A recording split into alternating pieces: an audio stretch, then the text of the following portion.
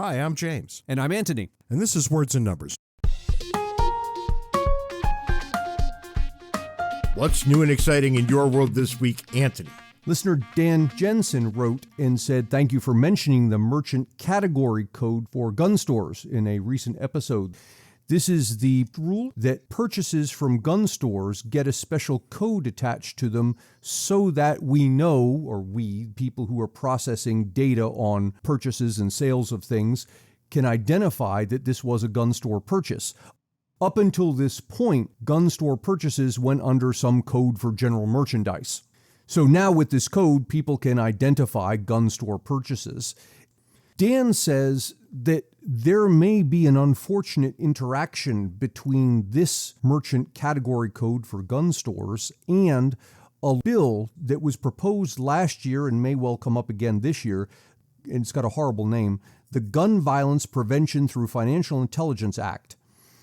This proposed law would require banks to file suspicious activity reports for certain firearm transactions. So now all of a sudden, if you combine this horribly named law with the new merchant category code for gun stores, banks have the ability to identify purchases at gun stores via this new code. And with this poorly named law, Gun Violence Prevention Through the Financial Intelligence Act, because the banks may be required to file suspicious activity reports, the banks themselves may throw up their hands and say, look, we can't handle the liability of failing to report things that we should have reported, and so therefore we're going to decline all purchases that have to do with gun stores. Or, probably just as bad, they will categorize everything as suspicious. For those who may think we're jumping off the deep end here, I refer you to a similar law that require banks to report transactions of over $10,000 in cash. And there have been many reports of people with cash-based businesses going to deposit money from their business. This is legitimate cash. And then finding that the government has confiscated the money because the bank reported it, because the bank had to, as suspicious activity. And then you have to prove that it wasn't. Yes, there is no innocent until proven guilty here. You are literally guilty until you prove that this money did not come via nefarious means. And in the spirit of civil asset forfeiture, the money itself is guilty. Just patently absurd, but perhaps you've got something a little happier to talk about. My home state of Pennsylvania is considering a bill that would allow people who are trying to break the bonds of alcoholism to register with the state, and the state would then put them on a list that prohibited them from buying alcohol in the state. So the idea is, in a moment of sobriety, I realize I've got to break this cycle, so I sign up for the thing, my name gets put on the list, and for a period of, it's proposed 5 years, for a period of 5 years, I cannot purchase alcohol in the state. What fascinates me about this is it's completely voluntary. Nobody's required to do this. You do it voluntarily. And it seems to me to be, for once, a good use of state power, in that the state stands ready to help you out with this if indeed you want help with your alcoholism. All right, hold the phone, because I think, as usual, you're far too Pollyannish about this. Here's what's actually going to happen. Judges are going to tell defendants that they're going to opt in on this list. People will be required to opt in if they want, a lesser sentence for some terrible thing they have done. Well, and that's interesting because the representative, Matthew Dowling, who's proposing this, has foreseen exactly the wrinkle you're suggesting and is saying in the bill that this program, if you want to call it that, may not be used in court proceedings or potential plea deals. It's good that somebody is seeing the obvious from a position inside the legislature. That rarely happens. Well, I can tell you what I would guess is going to happen here. If indeed this bill does go through with the footnote that the program cannot be used in court proceedings or potential plea deals, people, myself included, are going to think this is a good idea. And at some point, a couple of years down the road, there's going to be a quiet little bill that's passed that removes that footnote. And all of a sudden, people are going to be forced onto this list. And it's going to say something like, look, because this has been so good as a voluntary option, it will be even better as an As a involuntary mandatory option. Right. That's right. I've got something that should be quite a lot more uplifting. You know how these outer space things, I can't help but be fascinated by them. NASA is going to crash a spacecraft into a 525-foot wide asteroid in September. We've got this problem. Well, it hasn't been a problem for a little over 60 million years, but every now and again, some giant rock from outer space crashes into the Earth. Were that to happen now, the human race could actually be functionally wiped out. So it's in our interest to start studying these gigantic asteroids, finding what their nearest approach to Earth is going to look like, and then maybe send something into outer space to intercept them and shove them in some other direction. This is kind of astonishing. In a week or so, NASA will do this. And apparently, right before their spacecraft hits the asteroid, a smaller spacecraft is going to be released from which we can all watch it happen live. Oh, yeah. We get TikToks of the satellite hitting that. How cool is that, right? So just to go back, the purpose of this, of slamming the spacecraft into the asteroid, is to nudge it, is to move the asteroid. Correct. That's going to be interesting. And I suppose, of course, someone somewhere has done the math to verify that nudging this asteroid is not going to be nudging it toward us. It's going to be nudging it in the other direction. I'm sure that's how everybody hopes it will work out. I'm a little concerned, frankly, about exactly the outcome that you mentioned. But this asteroid is not going to find its way to Earth in any event. We happen to be in the neighborhood. We're looking to test the technology, and I can't wait to sit here and watch that happen live. I'm absolutely going to be online watching this transpire. Which brings us, Ant, to the foolishness of the week. I don't want to be mean-spirited about this. I don't offer this in a spirit of hostility at all. I'm just saying that I don't get it. It's, of course, the Queen's funeral and how several countries just stopped doing anything because of the death of a monarch. You know, she seemed to be, I think, a very interesting woman, selfless in her own way, doing things that she thought and that many other people thought were for the common good. My trouble is having a monarch in the first place. I just don't understand why anybody would want a monarch, benign or otherwise. People say, well, it's kind of a signal to the rest of the world. And I'm thinking, yeah, it's kind of a signal to the rest of the world, a signal you ought not be making. I kind of would hope that our friends in the UK might start thinking about undoing the entirety of the monarchy in the first place. Just get rid of it entirely. For all of the bashing we do of our government here, I'm not sure that anybody should be taking advice on governing from Americans at the moment. I don't presume to tell our friends what they should be doing. I'm just saying what I would be interested in seeing. And those are two completely different things. Well, I was thinking about this the other day. One thing a monarch does, at least in the way they seem to be doing it in UK, is provide a backstop. We've dealt in this country on more than one occasion with crazy people being in various branches of government, and we have no backstop. When one branch goes crazy, we've got to rely on the other two to bring it into line. A monarch seems to me to be the, how should I say, the last-ditch effort in restoring sanity when government goes awry. What I do think is that any reference in any governing structure to a monarch is likely to cause problems at some point. That said, the British seem to have gotten away with it for quite some time now without having a problem, at least in the last 100 years or so, right? You look back before that and there are all kinds of problems. But they seem to have defanged the monarchy. I mean, that's fine. I just don't get it. To get more Ant and James, buy a copy of our excellent book, Cooperation and Coercion. You can find the paper and electronic versions on Amazon and the audio version on Audible. If you'd like to support Words and Numbers, make your way over to patreon.com/wordsandnumbers, where you can contribute to our podcast-making habits. If you'd like to schedule us to come speak at your event, be it corporate or educational, or have James officiate at your wedding, send us an email at wordsandnumberspodcast@gmail.com. This episode is the first of a two-part series on the constitutional limits on the federal government.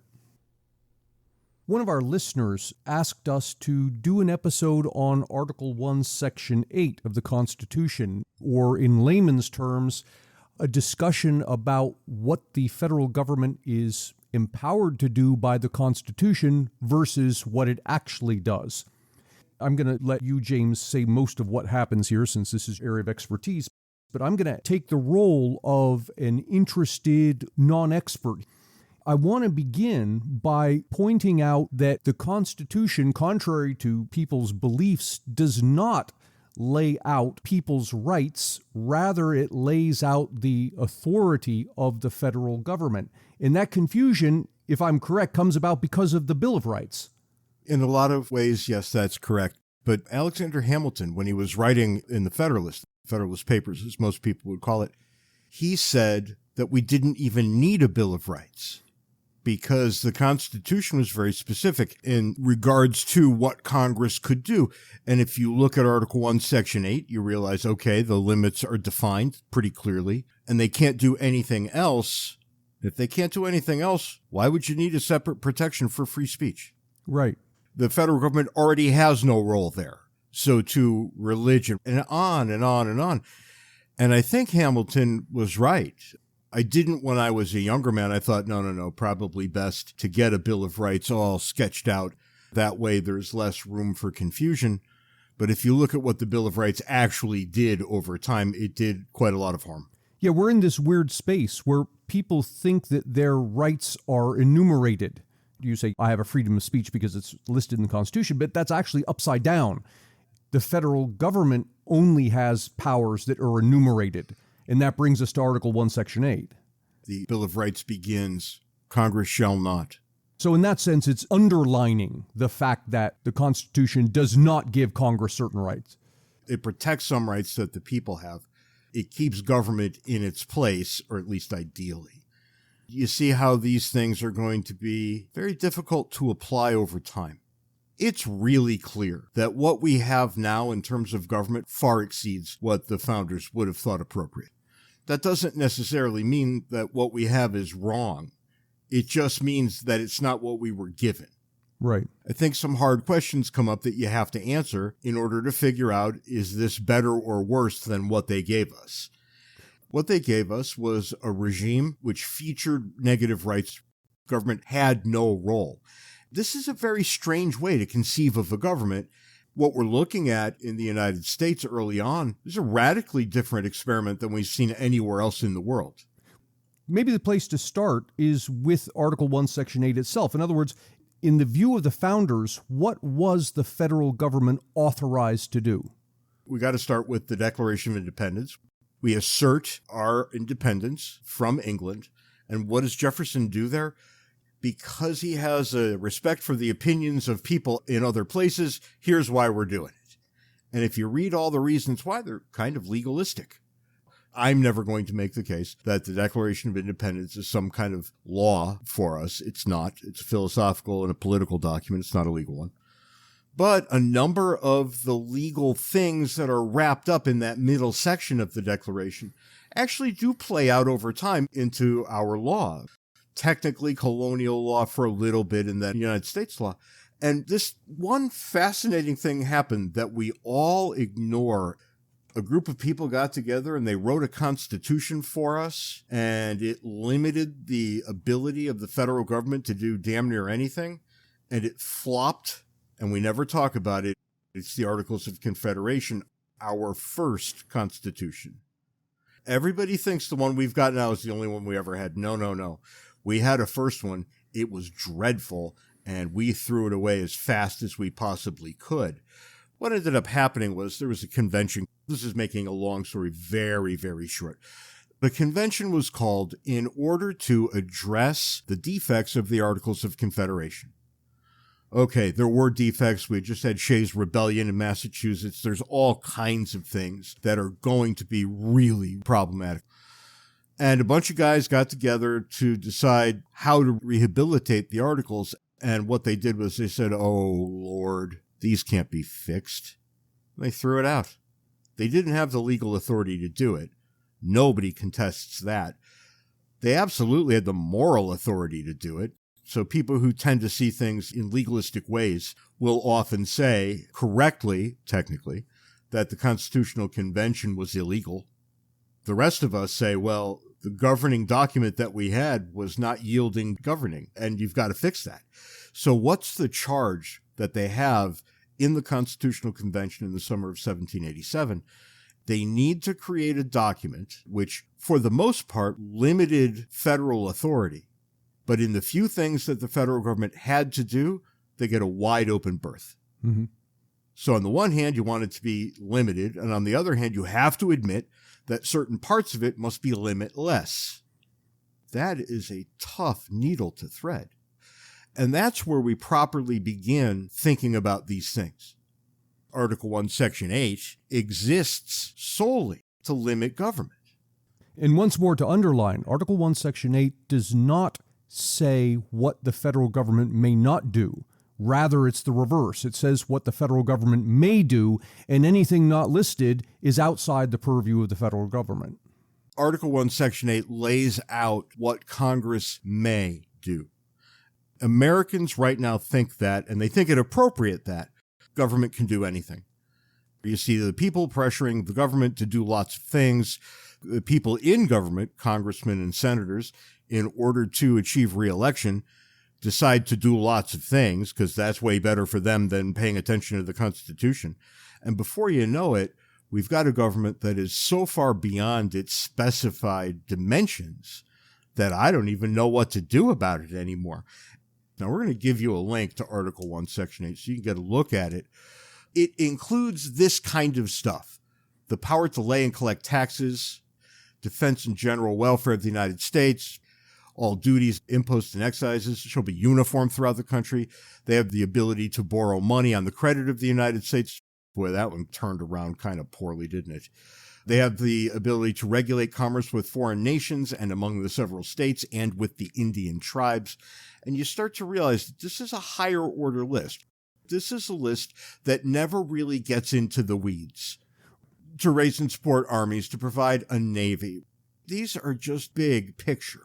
One of the things that jumped out at me as I'm looking at the list, there are a couple of things that become a little more specific. One is to establish post offices. Yeah. And post roads. That's right. This came up at the Supreme Court at one point, and the argument was, look, if the Constitution specifies post offices and post roads, these are things that are very clear and wide out in the open. These are expressed. Doesn't it imply the delivery of the mail? Interesting, right.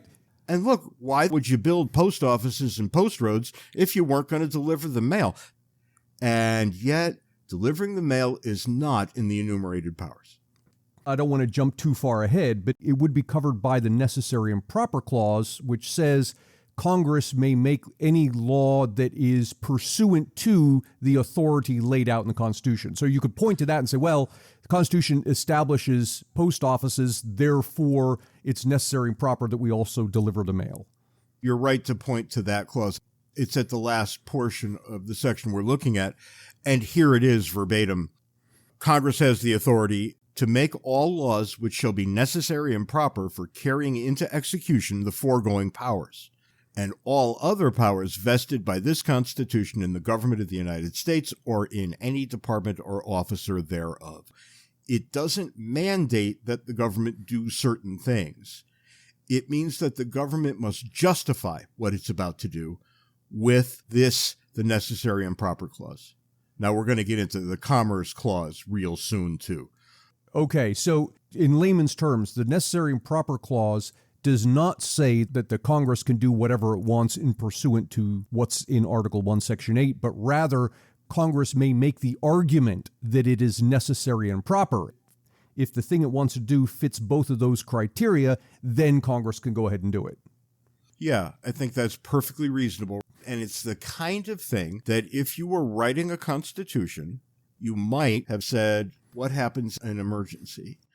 What if some new reality is upon us and we can get Congress to act with a certain amount of dispatch, but what are we going to let them get away with? If you realize that your government will occasionally have to exert great power, Well, you have to give them that authority. Now, you're going to give them that authority on the hope that the document you've just written will pull it back after exigent circumstances disappear. But you and I both know, and anybody who really takes a look at human nature or politics in any one place will say that no matter what special authority a government gets for itself, it will retain that authority after that authority is no longer required. I want to point to a couple of other things, and for those of you that have not looked at this, there are, 9 or 10 things listed here in Article 1, Section 8. So this is not a huge list. It's bigger than that, but your ultimate point is correct. You could read this in the space of 45 seconds. Yeah, we're not talking about hundreds of things listed here. But 2 things that jump out at me. One is the authority, quote, to coin money and regulate the value thereof. Now, people make the argument that the Federal Reserve is unconstitutional. I can see an argument in both directions here, because on the one hand, Article 1, Section 8 gives not only Congress the authority to coin money, but that regulate the value thereof. That's what we're dealing with right now with inflation. We printed lots of money and now the value of the dollar has declined.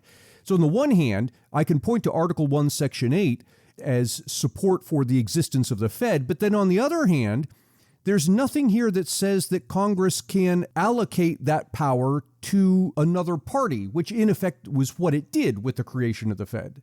Yeah, it does that all the time. It does it all the time, right? The correct way to look at that is to say, hey, wait a minute.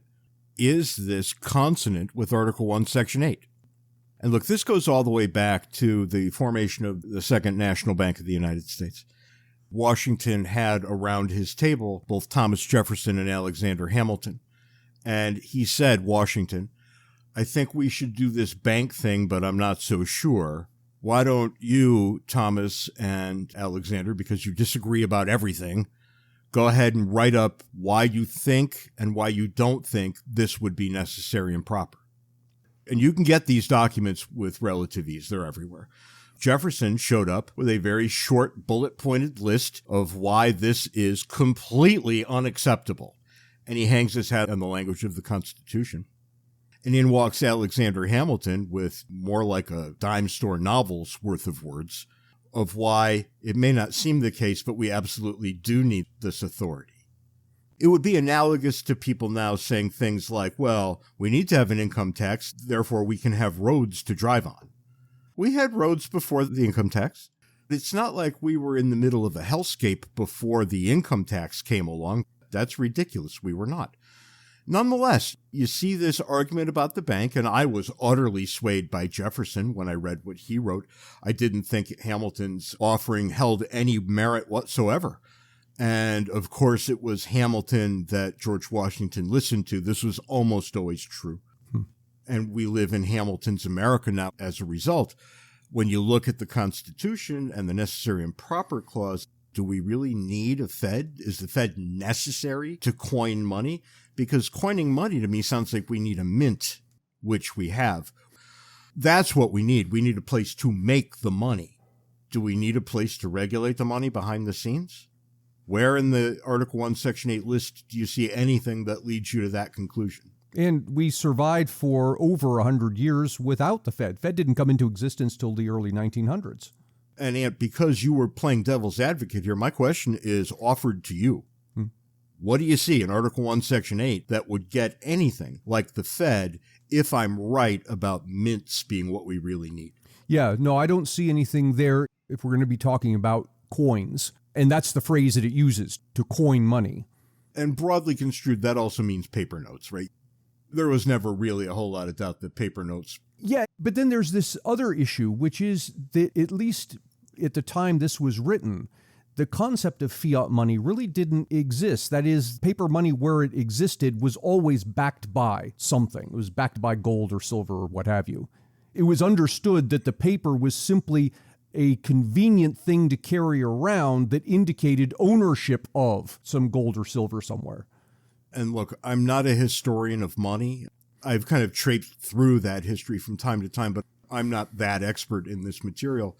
But it's always seemed to me that if you want to hang your hat on coining money, and that literal phrase, coining money, that actually slows down the production of money to such a degree that you probably don't need anything else.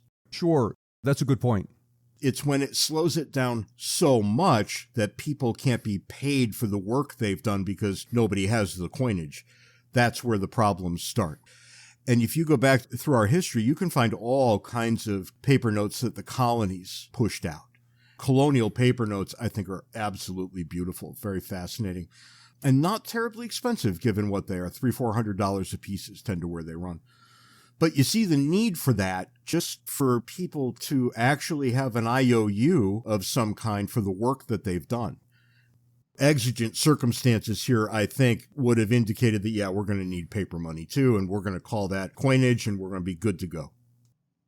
A couple more things that jump out at me here in Article 1, Section 8. This one particularly jumped out at me because my sister is a professor of theater and dance and so deals with the National Endowment for the Arts frequently. There's this entry under Article 1, Section 8, Congress shall have the power to promote the progress of science and useful arts. Now, I would imagine by useful arts, they did not mean theater and dance, but nonetheless, I read that and say, oh, look, there's some authorization for the National Endowment for the Arts, until you go on and read the rest of the sentence. Congress shall have the power to promote the progress of science and useful arts by securing for limited times to authors and inventors the exclusive right to their respective writings and discoveries. This was not giving the authority to establish a national endowment for the arts or even for the sciences. Rather, it was simply giving Congress the authority to create patents and copyrights. This is the patents clause, and it's pretty clear once you dig into it. This is always the problem. People look at these things, and then the minute they get the answer they want, they stop reading. Right, well, sure. You got to keep on reading. It's kind of like where the anti-gun people find themselves. They see a well-regulated militia, and they held up their arms, and they say, hooray, we don't have to deal with this anymore, shall not be infringed. Right, right. That causes them all kinds of grief and aggravation. And so, too, the progress of science and the useful arts. I always love that it's the useful arts. This Constitution is where the rubber meets the road. It's about commerce. That's the wave that's going to lift all boats. A couple of lines up, we have Congress with the ability to provide for the punishment of counterfeiting. We can't have you at your house making more money. That's just not going to work. Now, hang on a second, because this calls to mind something you told me some time ago, that murder is not a federal offense, it's a state offense. Mm-hmm. Now, coming back to Article 1, Section 8, do I conclude that the only things that can be federal offenses are things that are called for here in Article 1, Section 8, that is to provide for the punishment of counterfeiting, and I think there's something later on about treason. Yeah, I mean, a reasonable person would probably think that. The framers gave us Article 3, which is about the judiciary. So the Supreme Court and inferior courts are set up there. The words are very nondescript, but the outline is pretty clear. You got one Supreme Court, multiple lesser courts, which calls to mind the question, okay, if there are all these lesser courts, what kind of cases are they going to be hearing? And, well, at the time, not a lot of murder cases making it through. Let's just say none. Why not? Because federal law didn't include that. Yeah. Now, over time, federal law has come to include all manner of things. You might notice, Ant, that a white person is apparently guilty of killing a black person. You get the murder charge at the state level, but then you get the civil rights violation at the federal level. Congress made a whole bunch of civil rights laws that every rational person would look at and say, well, yeah, we kind of needed that. But those cases are heard in federal courts. And that may sound awful, given the direction that we have taken on Article 1, Section 8. But where do you want that case heard? Do you want that case heard in Montgomery, Alabama? Or would you prefer it got pushed out of that a little bit? You see the difficulty that you're up against here. When you look at the nearly perfect text, and you can already see where it's not going to fit very well. Do we have federal courts now? Oh, do we ever? Are we ever going to get that genie back in the bottle? I suspect not. Something interesting that jumps out to the careful reader. There's a line item, at least one line item here, authorizing Congress to raise and support armies. And another one that specifically, this is separate from armies, to provide and maintain a navy. Yep. Nowhere is an Air Force listed. That's right. Did you ever wonder why the Air Force was part of the Navy? Originally, yeah. Here it is. And there's no surprise, right? Because you can't foresee everything. If you look at the First Amendment and the right to a free press, well, okay. At the time of the founding, a free press was a printing press with a literal machine in it that pressed the news in black font onto the newspaper. What's the press now? If I'm a strict constructionist, do I have to say, well, anything that's a newspaper? I think that that's the answer you would have to take from a certain deeply conservative perspective. Of course, nobody does that because everybody knows that there's more to it than that now.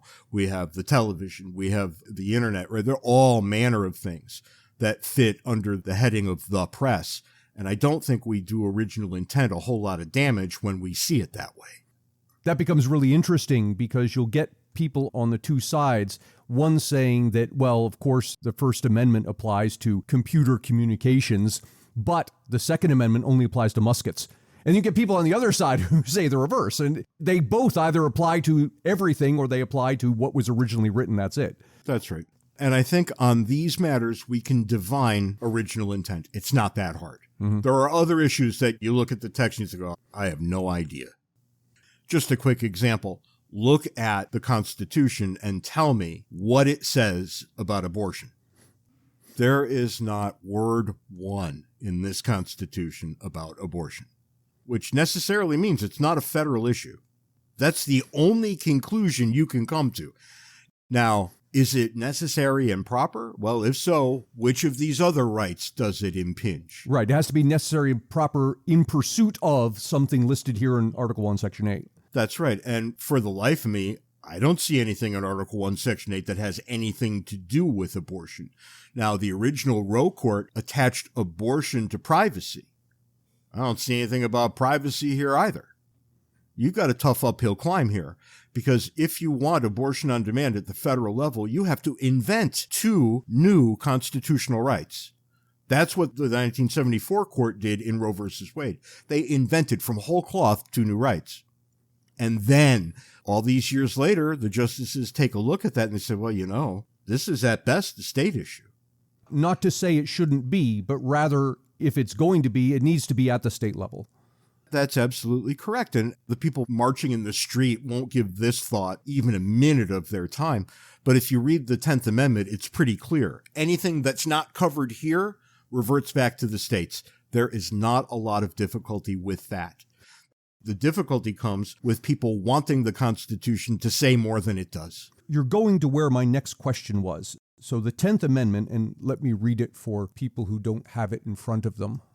The powers not delegated to the United States by the Constitution, nor prohibited by it to the states, are reserved to the states respectively or to the people. In other words, on the one hand, while the Constitution is going to enumerate these are the specific things the federal government is allowed to do, everything else is left to the states and the people. It's not going to enumerate anything there. For example, originally, the amendment calling for the separation of church and state, and now the proper reading is something to the effect of Congress will make no law regarding the establishment of religion. That did not apply to the states. In other words, you could have a state that declares itself, we're Catholic or we're Jewish or whatever it is, and that's perfectly constitutional. The 10th Amendment was a dead letter almost from the time the ink was dry on the page. Because why? Because that's no fun. That doesn't allow you to do things. No, it got much easier to just say, well, we've got a couple of clauses here that when read together, you know, we could do anything we want. And when we could do anything we want, when politicians realize that, that's what's going to happen. And that's all the time we've got this week on Words and Numbers. Until next time, be sure to follow us on Twitter. Handles are in the show notes. Join Words and Numbers Backstage, the Facebook group where the conversation continues, and send us email, wordsandnumberspodcast@gmail.com. Until next week, try to be nice to one person who doesn't deserve it. Just one. And who knows, it may turn into a trend. Give it a shot. You might feel good about yourself. You could say you tried. You tried, that's right. Till next week, can't take it easy. See you next week, James.